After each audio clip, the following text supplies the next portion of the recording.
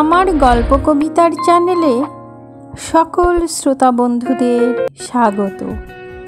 আমি আজকে আশাপূর্ণা দেবীর একটি ছোট গল্প পাঠ করে শোনাচ্ছি।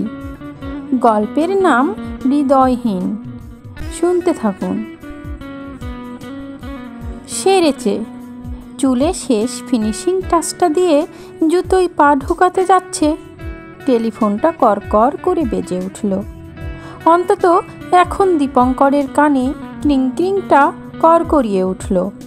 সেরেছে না, দীপঙ্করকেই মেরেছে। একেবারে লাস্ট মোমেন্ট। ফুলকি টিকিট হাতে নিয়ে দাঁড়িয়ে আছে। 1 মিনিট দেরি হয়ে গেলেই ফুলকি আর ফুলকি থাকবে না, অগ্নিশিখা হয়ে উঠবে। এবং 2 মিনিট পার হয়ে গেলেই হাতের টিকিট দুখানা ছিঁড়ে কুচি কুচি করে ফেলে দিয়ে গটগট করে চলে যাবে। চলে গিয়ে কি আর তক্ষুনি বাড়ি ফিরে যাবে যে দীপঙ্কর ছুটে চলে গিয়ে খোসামত করে ডেকে নিয়ে আসবে? তাতে হয়তো অসুবিধে হতো না। ফুলকিদের বাড়িটা তো প্রিয়া সিনেমার দরজা থেকে 2 মিনিটের পথ। তা না হলে ফুলকি কেন টিকিটটা কেটে দাঁড়িয়ে থাকবে? ও ভূমিকা তো বরাবর দীপঙ্করেরই। দীপঙ্করের ক্ষেত্রে অবশ্য অপেক্ষার সময়সীমা উত্তীর্ণ হয়ে যাওয়ার পর যদি ফুলকি এসে দাঁড়ায়, ফুলকির মুখের রেখায়, চোখের ভঙ্গিমায় অপরাধবোধের চিহ্ন মাত্র দেখতে পাওয়া যায় না। কেন থাকবে?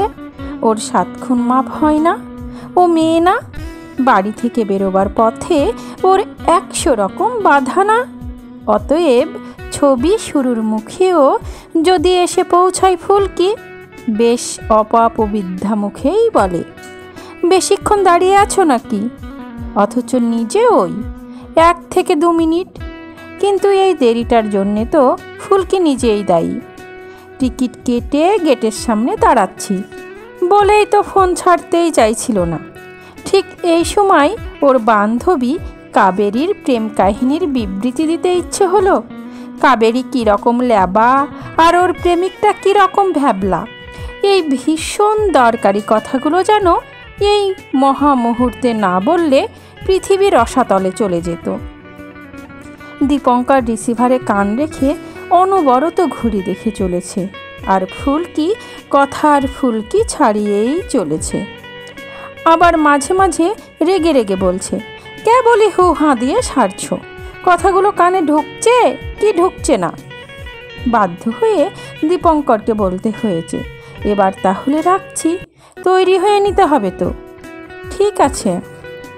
ফুলকি রিসিভার হাত থেকে নামাবার আগে শেষ ঝংকার দিয়েছিল, আমি ফোন করলেই তোমার 2 মিনিটেই রাখতে ইচ্ছে করে, তা জানি। পুরুষ মানুষের আবার তৈরি হওয়া। আচ্ছা চলে এসো চটপট, আমি গেটে থাকছি।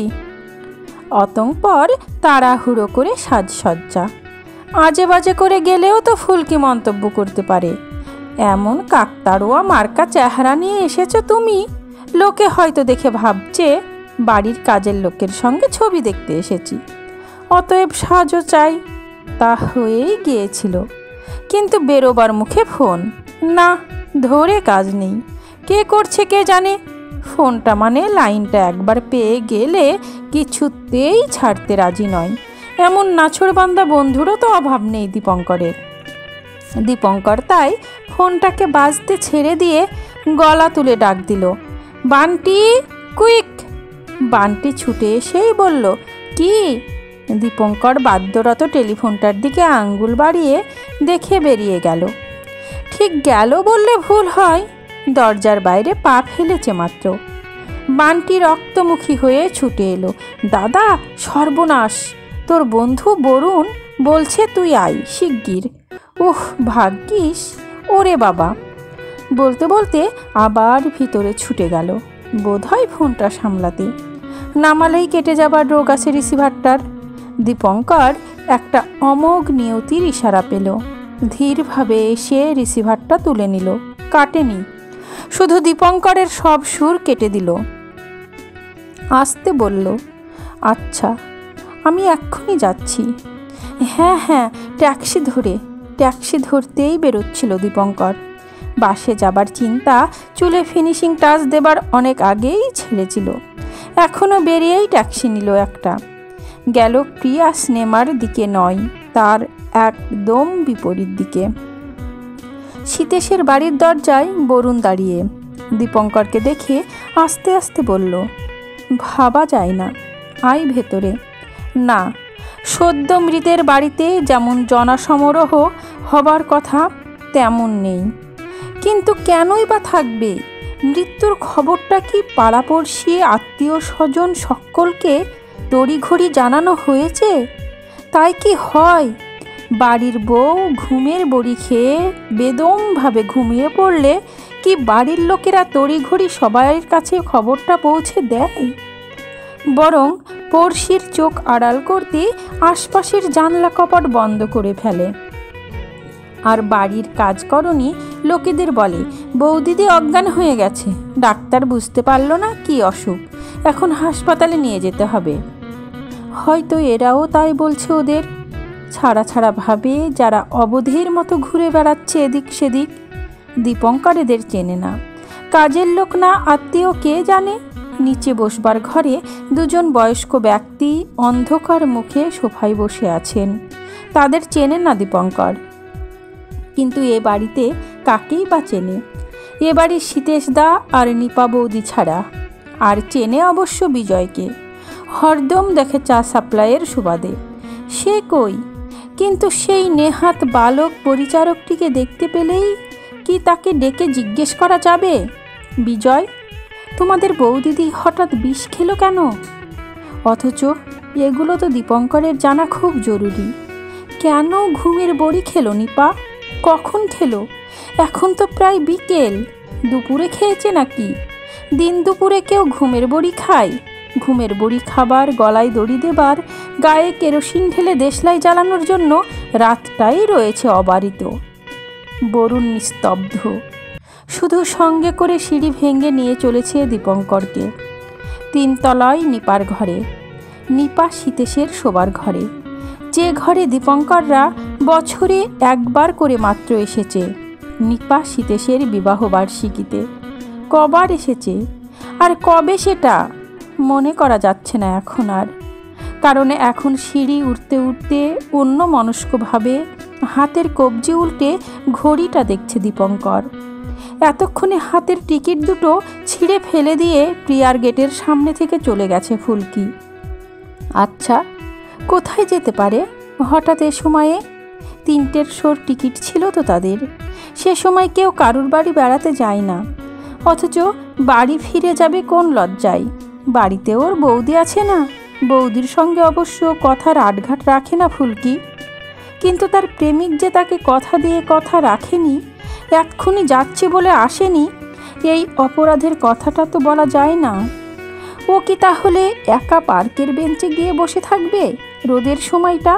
তারপর ওর বান্ধবী আপনার বাড়ি গিয়ে বাকি সময়টা কভার করে ফেলে যথাযথকালে বাড়ি ফিরবে? খুব সম্ভব তাই করবে। ও যা মানেনি, মানের হানি হয়ে যাবে। এমন খবরটা কিছুতেই দেবে না কাউকে। আচ্ছা, ওর বৌদি যদি বলে, ছবিটা কেমন দেখলে? ও যা চালাক মেয়ে, ঠিক বলে দেবে দারুণ। বলে ফেলে, পুরনো করে দেব না বাবা, নিজে গিয়েই দেখে এসো। আর যদি বলে, ও মা, একা ফিরে এলি, দীপঙ্করকে সঙ্গে নিয়ে আসবি তো, একটু চাটা খাইয়ে দিতাম, ও তোকে সব দিন খাওয়াই, তাতেও হারবে না। চালাক মেয়েটা ঠিক বলে উঠবে, আর বলো না, কম সেধেছি, বাবুর নাকি এখনই বেজায় কাজ। সিঁড়ির শেষ ধাপটা শেষ হলো। খুব চড়া ধূপের গন্ধ আসছে কোথা থেকে। দীপঙ্কর হঠাৎ থমকে গিয়ে খেয়াল করলো সিঁড়ি ওঠার সময়টা মনেই পড়েনি দীপঙ্করের। কেন সে এই সিঁড়িগুলো পার হয়ে উঠে আসছে? সিঁড়ির মুখ থেকে ডান দিকে গেলেই নিপার ঘর, যে ঘরে দীপঙ্কররা বছরে একবার করে আসে। ডান দিকে মোড় নেবার আগে বরুণ আসতে বলল, দীপঙ্কর, তোর কোনো এক পুলিশ অফিসার মামা আছে না? পুলিশ অফিসার মামা? ও হ্যাঁ, পতাকি মামা। আর মাস্তুতো ভাই, তাকে কি হবে? বুঝতেই তো পারছিস, এদের ফ্যামিলি ফিজিশিয়ান ডেথ সার্টিফিকেট দিতে রাজি হয়নি, চলে গেছে। বলে গেছে, পেশাদার কাউকে ডাকো বাবা, আমার দ্বারা হবে না। বুড়ো হলে যা হয় আর কি। তো এতে এক বজ্ঞা, তো বার্নিং ঘাটে গিয়ে তো আবার বেগর বাইতে পড়তে হবে। তোর ওই মামার কাছে যদি চলে যাস একবার এদের গাড়িটা নিয়ে। দীপঙ্কর বিপন্নভাবে বলে, মামা বটে, মা ভাইফোঁটায় খাবার টাবার নিয়ে যায়ও ওর বাড়িতে, কিন্তু যাচ্ছে তাই রকমের উন্নাসিক। সে তো হবেই, কনস্টেবলটাও ভাবে সে হবে রাজ্যের মুখ্যমন্ত্রী, তো বিপদের সময় অত মাইন্ড করলে চলে না। বলে কয়ে যা হোক করে একটা ব্যবস্থা কর বাবা। কিন্তু বরুণ কেন এরকম হলো বলতো? সেটাই তো আশ্চর্য, ভাবা যায় না কখন এমন হলো। ডাক্তার তো নাকি বলে গেছে শেষ রাত্রে। সীতেশদা কোন জাহান্নামে ছিল? আহা, সীতেশদা থাকলে কি আর নিয়তি। সীতেশদা অফিসের কাছে ট্যুরে গিয়েছিল, কাল রাত্রে ফেরার কথা, ফিরতে পারেনি, বেলা 9টায় ফিরেছে। কেন কেন ফিরতে পারেনি সে কথা আর এখন কে জানতে গেছে বল? ফেরেনি সেটাই দেখেছে বাড়ির লোক। এমন অন্য সময়ও হয়েছে নাকি?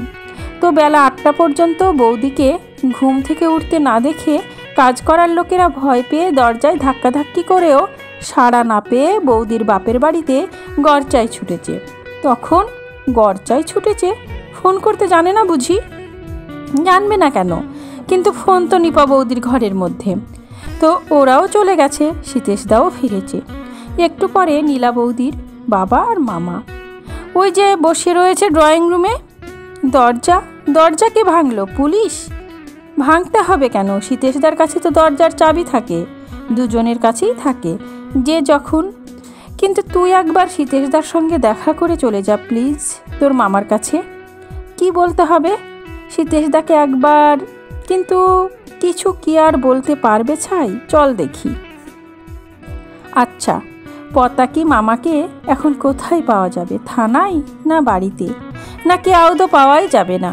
ইস, তাহলে সীতেশদা খুব মুশকিলে পড়ে যাবে। কিন্তু মামা লোকটা দিন দিন আরও উন্নাসিক হয়ে উঠেছে। ভাগ্নে বলে কিছু কম অগ্রাহ্য ভাব দেখাবে না। হয়তো বিশ্রী কিছু সন্দেহ করতে পারে, যা মুখফোর পুলিশের চাকরির ধর্ম। ওরা জানে মানুষের মুখের ওপর যা ইচ্ছে বলাটাই বাহাদুরি। সেই বলাটা হওয়া চাই হেনস্থা করে, এবং তার জন্যই অকারণ যা তা অশ্লীল অসভ্য শব্দ ব্যবহার করাও দরকার। নিপা বৌদির নাম জড়িয়ে আমায় যদি কিছু বলে বসে, সহ্য করা শক্ত হবে মনে হচ্ছে। নিপা বৌদি যে আমার কাছে কত শ্রদ্ধার, কত সমীহের, এবং কত একটি সুন্দর পবিত্র ভালোবাসার। বারান্দার শেষ সীমায় এসে আর একবার থমকালো দীপঙ্কর। অথচ এতক্ষণ আমি একবারও নিপা বৌদির কথা ভাবিনি। নিপা বৌদির মুখটা চোখের সামনে ভেসেও ওঠেনি একবারের জন্য। কি আশ্চর্য, আমি ভুলেই গিয়েছিলাম নিপা বৌদি আত্মহত্যা করেছে। আমি তার ডেড বডি দেখতে তার শোবার ঘরে যাচ্ছি, যে ঘরে আমরা বছরে একবার। এক ঝলক হাওয়ার সঙ্গে উগ্র সৌরভবাহী খানিকটা ধোঁয়া যেন মুখের ওপর একটা ঝাপটা মারল। দীপঙ্কর অবচেতনেই বলে উঠল, এত ধূপ কেন? হ্যাঁ, ঘরটা ভরে, যেখানে সেখানে গোছা গোছা ধূপ জ্বালা হয়েছে।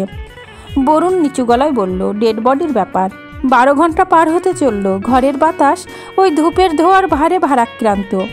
এখন চোখটাই সয়ে এলো। এখন ঘরের মাঝখানে পাতা জোড়া খাটের একধারে শুয়ে থাকা নিপাকে দেখতে পাওয়া গেল।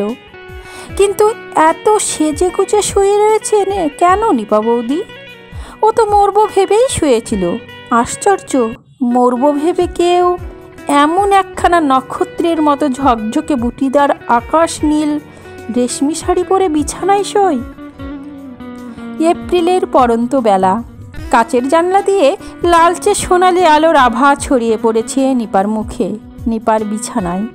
মনে হচ্ছে নিপা ঘুমের অতলে তলিয়ে পড়ে আছে। এই সোনালি আলোর আর কোনো দরকার নেই, ওর কোনো দিনও দরকার হবে না। কিন্তু সীতেশ নামের লোকটা কোথায়? যে লোকটা এই হত্যার আসামি। হত্যাই তো। আত্মহত্যার পিছনের ইতিহাসটা কি? হত্যাই তো। দীপঙ্কর আর একবার নিপা বৌদির মুখের দিকে তাকিয়ে দেখল। না, ওই মুখ আর কোনো দিন বলে উঠবে না, বাব্বা দীপঙ্কর কতদিন পরে এলে এবার? দীপঙ্কর হঠাৎ বেখাপ্পা গলায়, এই স্তব্ধ ঘরের পক্ষে একদম বেমানান চড়া গলায় বলে উঠল, সীতেশ দা কোথায়? হঠাৎ মনে হলো যেন কে বলে উঠল, আসামিটা কোথায়? বরুণ আগে এ ঘরে ঘুরে গেছে। বরুণ তাই আঙ্গুল বাড়িয়ে দেখিয়ে দিল, কি অদ্ভুত জায়গায় বসে রয়েছে সীতেশ। সোফার পিছনে জানলার নিচে দেয়ালে পিঠ ঠেকিয়ে। সীতেশের গায়ে একটা হাত কাটা গেঞ্জি আর পরনে একটা দামি প্যান্ট। তার মানে সীতেশ বাড়ি ফিরে আর কিছু করেনি, গায়ের জামাটা খুলে ছুঁড়ে ফেলা ছাড়া। জামাটা সোফার হাতায় ঝুলছে। দীপঙ্করের ওই ভাঙ্গা গলায় চেঁচানো প্রশ্নটা যেন ঘরের স্তব্ধটাকে দুহাতে ধরে ঝাঁকুনি দিয়েছে। সেই সীতেশদার মুখে চাপা দেওয়া হাত দুটো খুলে ঝুলে পড়ল। সীতেশদা সমস্ত পরিস্থিতিটাকে তছনছ করে ফেলে হাউ হাউ করে কেঁদে উঠে বলে চলল, বিশ্বাস কর ভাই, আমার কোনো দোষ নেই। আমি কি করব যদি হঠাৎ লাইন মেরামতের দরকার পড়ে আর ট্রেন 8 ঘন্টা? আমি কি করতে পারি? সবাই তো বসে থাকলো, কেউ তো বলল না চলুন আমরা নেমে গিয়ে কিছু ব্যবস্থা দেখি। দীপঙ্কর, আমি উড়িষ্যার একটা গ্রামের ধারে সাইডিংয়ে পড়ে থেকে মাথার চুল ছিঁড়তে লাগলাম আর মনে মনে চেঁচাতে লাগলাম, নিপা নিপা দেখো আমার অবস্থা। নিপা, তুমি আমার মানসিক অবস্থা মনে মনে বুঝতে চেষ্টা করো। আর নিপা কিনা, হ্যাঁ, তোদের ওই নিপা বৌদি আমার সঙ্গে এত বড় বিশ্বাসঘাতকতা করে বসল। খুনের আসামিকেও একটু সুযোগ দেওয়া হয়, তার কিছু বলবার আছে কিনা জানতে।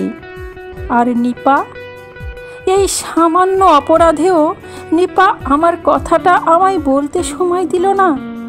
রায় দেওয়া হয়ে গেল। দীপঙ্কর, মানুষ কি শুধু ইচ্ছে করেই ফেল করে? কথা দিয়ে সে কথা না রাখতে পারার অন্য কোনো কারণ থাকতে পারে না? আমার কোনো অ্যাক্সিডেন্ট হতে পারতো না? হঠাৎ কোনো বেশি অসুখ? ট্রেন ডাকাতের হাতে ছুরি যেতে পারতাম না আমি? এসব ভাবনা ওর মাথায় একবার এলো না বরুণ। ও শুধু ঘন্টা গুনলো, মিনিট গুনলো, হিসেব করলো 19 তারিখ পার হয়ে গেল। ব্যাস, পাষণ্ড লোকটাকে উচিত শাস্তি দিয়ে যায়। বরুণ, আমার কেন ওইগুলোর কোনো একটা হলো না? তাহলে বুঝতো। কে বুঝতো সীতেশদা? বরুণ বোধহয় একটু হাসল, বলল, ওই অসার পাথরখানা। তাকিয়ে দেখল, অথবা দেখালো পাথরের পুতুলের মতো শুয়ে থাকা নিপার দিকে। সীতেশদা উঠে দাঁড়ালো, লাল টকটকে দুটো চোখ তুলে বলল, ঠিক। তারপর সরে এসে সোফার উপর ধপাস করে বসে পড়ল। কিন্তু 19 তারিখের রহস্যটা কি? কি হয় 19 তারিখটা পার হয়ে গেলে? দীপঙ্কর জানে না, বরুণ জানে 19 তারিখে কি। কারণ বরুণ অনেক আগে এসেছিল, তখনও সীতেশের চোখ দুটো অত লাল হয়ে ওঠেনি। তখন শুধু 10 ঘন্টা ট্রেন লেট করে এসে অস্নাত অভুক্ত লোকটা আকাশ থেকে আছড়ে মাটিতে পড়ে গিয়েছিল। তখনও বুঝতে পারেনি নিপা মেয়েটার সব ইন্দ্রিয় জবাব দিয়েছে। ও আর কোনো দিনই কিছু দেখতে পাবে না, শুনতে পাবে না। তাই ওই পাথরের পুতুলটাকে নাড়া দিয়ে যত পারছিল কথা বলে চলেছিল। সেই অনর্গল এলোমেলো কথার কিছু টুকরো থেকে বরুণ জানতে পেরেছিল 19 তারিখটা কি। 19 তারিখটা নিপার জন্মদিন। সীতেশের জন্মদিনে নিপা ওদের দুবাড়ির আত্মীয়জনকে ডাকে, খাওয়া মাখা হইচই করে জন্মদিন পালন করে। কিন্তু নিপার জন্মদিনে না, নিপার খেয়াল সেদিন কোনো ঘটাটটা নয়, কোনো বাইরের লোক নয়, বাড়িতে কোনো ব্যাপারই নয়। সেদিন শুধুই তারা দুজনে। সেদিন সীতেশ অফিসে ছুটি নেয়, দুজনে মিলে ভোরবেলা গাড়ি নিয়ে বেরিয়ে যায়। যেখানে খুশি ঘোরে, যেখানে খুশি খায়, সন্ধ্যাবেলা বাড়ি ফেরে। তারপর নিপা স্নান সেরে চুল বেঁধে নতুন শাড়ি পরে সুন্দর করে সাজে। নিপা গান গায়। তারপর ওই 3 তলাতেই দুজনে টেবিল পড়ে, দুজনে মুখোমুখি বসে খায়। আর তারপর নিপা সুন্দর শাড়ি পরেই ঘুমোয়। এই নিপার জন্মদিনের প্রোগ্রাম। কিন্তু এবারে কথার ফাঁকে বলে উঠেছিল বরুণ, বাচ্চা কাচ্চা না হলে মেয়েদের মধ্যে অনেক বাতিকের বাসা জন্মায়। হ্যাঁ, কিন্তু এবারে হঠাৎ দিন তিনেক আগে সীতেশের হেড অফিস থেকে অর্ডার এলো 2 দিনের জন্য উড়িষ্যা যেতে হবে। নিপা বলল 19 তারিখের ভোরবেলায় প্রোগ্রামের কি হবে? 18 তারিখের রাতেই তো ফিরছি। ঠিক। আর যদি না ফেরো, আমার নামে কুকুর পুষো। ইস, যত সব সেকেলে কথা। সেকেলে হলে কি হবে? প্রতিষেধ নেবার এমন উৎকৃষ্ট উপায় আর পাবে? কিন্তু 18 তারিখে সীতেশ এলো না। এলো তার ট্রাঙ্ক কল। নিপা, আমার নামে একটা কুকুর পোষা হবে, এটাই দেখছি আমার বিধিলিপি। একদম নিরুপায়। কাল সকালটা না থাকতে পারলে একটা মস্ত অর্ডার ফসকে যাবে। কোম্পানির দারুণ লোকসান। কি করি বলো? বিবেক বলে একটা জিনিস আছে তো। এদিক থেকে উত্তর গিয়েছিল, তা বটে, তবে সেটা বোধ হয় শুধু কোম্পানির জন্যেই মজুদ থাকে। তোমার আর আমার কোম্পানির ওপর সতীনের হিংসে গেল না। কাল সকালের কাজ মিটিয়েই বেরিয়ে পড়ব, রাত্রিরের দিকেই ফিরব। তুমি তোমার সেই আকাশের মতো নতুন শাড়িটা পরে সুন্দর করে সেজে বসে থাকবে। রাত্রিটা কত রাত্রিরে হবে? ট্রেন পৌঁছাবার কথা তো 9টা 10-এ। তবে লেট করলে একটু এদিক ওদিক হতে পারে, ক্ষমা ঘেন্না করে মেনে নিও। রাত 12টা বেজে যাবার পর কিন্তু আর 19 তারিখটা আকাশি শাড়ি পরে বসে থাকবে না। ট্রাঙ্ক কলের সময় ফুরিয়ে গিয়েছিল, কেটে গিয়েছিল। সীতেশের আর উত্তর দেওয়া হয়নি। কিন্তু তারপর ওই বন্যার জলে রেলের লাইন বিপজ্জনক হয়ে পড়েছিল, তাই মেরামতের জন্য। হঠাৎ চেঁচিয়ে উঠল সীতেশ। তাই বলে ও ঘড়ি দেখে দেখে হিসেব করতে বসবে? কাগজে লিখে রাখবে 19 তারিখ শেষ হয়ে গেল, আর আমার কোনো দোষ নেই। আর সেই কাগজ মুঠোয় চেপে 20 বড়ি খাবে। কেন বলতে পারিস তোরা? কেন? মেয়ে মানুষ জাতটা অভিমানিনী বলে। দীপঙ্কর, অভিমানিনী বলে সে আমাদের চাকর বানিয়ে রেখে দেবে, মাথায় পা দিয়ে হাঁটবে, চিরকাল পোষা কুকুরের মতো যা ইচ্ছে করিয়ে নেবে। বিচার করবে না, বিবেচনা করবে না, কৈফিয়তটা শুনতে পর্যন্ত ধৈর্য ধরবে না। আর একটু এদিক ওদিক হয়ে গেলেই ফাঁসির হুকুম দিয়ে বসবে। কেন? না, তিনি মেয়ে মানুষ, অভিমানটাই তার ধর্ম। এই তোদের নিপা বৌদি, তোরা ভাবতিস কি নরম, কি মমতাময়ী। আসলে ইস্পাত, বুঝলি? স্রেফ ইস্পাত। আর মমতা নিষ্ঠুরের রাজা। হাসতে হাসতে বুকে ছুরি বসাতে পারে। দেখ, তাকিয়ে দেখ ওই মুখটার দিকে, মমতার লেশ আছে? কঠোর কঠিন পাথর। বরুণ ওকে 2 হাতে ধরে বলল, সীতেশ দা, চুপ করো প্লিজ, চুপ করো, জল খাও একটু। কিন্তু দীপঙ্কর সেই মুখটার দিকে তাকিয়ে দেখে দীপঙ্করের মধ্যে একটা ভূমিকম্পের তোলপাড় ঘটে যায়। দীপঙ্কর দেখতে পায় কঠিন কঠোর মুখে শুয়ে রয়েছে ফুলকি। হ্যাঁ, ফুলকি। সেই মুখ, সেই নাক, সেই রং। বিচার করেনি, বিবেচনা করেনি, কৈফিয়তটুকু শোনবার ধার ধারেনি। বরুণ, আমি চলে যাচ্ছি। চলে যাচ্ছিস? হ্যাঁ, আমার ভীষণ শরীর খারাপ লাগছে, দম বন্ধ হয়ে আসছে। এই ধোয়ার জন্য? কিন্তু তোর মামার ব্যাপারটা? ও আচ্ছা, তাই যাচ্ছি। ছুটে যা ভাই, গাড়ি বার করাই আছে। মামাকে হাতে পায়ে ধরে যে করে হোক। ফুলকির আঁকা ভুরু সমেত চোখ দুটো কপালে উঠে গেল। ফুলকির তার সেই কপালে হাত দিয়ে বলল, মাই গড, টিকির দুখানা আমি ছিঁড়ে ফেলে দিয়েছি না, ছবি দেখেছি, এইটা জানবার জন্য তুমি অত বড় একটা দরকারি কাজ ঠেলে রেখে ছুটে এসেছ? মনেই বা পড়েছে, অথচ ভাবতাম নিপা বৌদির ওপর তোমার বড় ভালোবাসা। সত্যি বলতে তোমার ওই নিপা বৌদির ওপর ভালোবাসার বহর দেখে হিংসেই হতো আমার। দেখালে বটে। ছি, মানুষটার ডেড বডি পড়ে রয়েছে আর তুমি এসেছো প্রেমিকার তল্লাশ করতে। সে সিনেমা গেল কেন? গেল কি না? যাব না কেন? তুমি এলে না বলে হাত পা ছুঁড়ে কি দেখলুম। টাইম ওভার, তোমার পাত্তা নেই। এদিকে গেটের ধারে নবেন্দুটা টিকিটের জন্যে, না আমার জন্যে কে জানে ঘুরঘুর করছে। একটা টিকিট ওর হাতে ধরিয়ে দিয়ে বললুম, এই একটু দেখ দীপঙ্করদা আসে কিনা, না এলে তুই এসে ঢুকে পড়িস। দীপঙ্কর আসতে বলল, এলাম না বলে তোমার কোনো দুশ্চিন্তা হলো না? কেন, কি দুঃখে? দুশ্চিন্তা এত সস্তা নাকি? ভাবলুম তুমি সেই সেদিনের শোধ নিতে একটা প্যাঁচ দিলে। যাও যাও, গাড়িতে হর্ন দিচ্ছে। যাই বলো বাপু, তুমি একদম হৃদয়হীন। তোমার নিপা বৌদির ডেড বডি পড়ে আর তুমি ওদেরই গাড়িতে চড়ে, ভাবা যায় না। নিঃশব্দে বেরিয়ে আসে দীপঙ্কর। ও কি বলে উঠতে পারল, ফুলকি? আমি হঠাৎ নিপা বৌদির বদলে তোকে দেখতে পেলাম, একদম তুমি। তাই আমি, না, পুরুষ মানুষ সহজে তার কথা বলতে পারে না, বলতে পাই না। তাই বেশিরভাগ সময় হৃদয়হীনের তালিকায় নাম উঠে তার। সমাপ্ত। গল্প হৃদয়হীন। কলমে আশাপূর্ণা দেবী, কণ্ঠে আমি রোজি।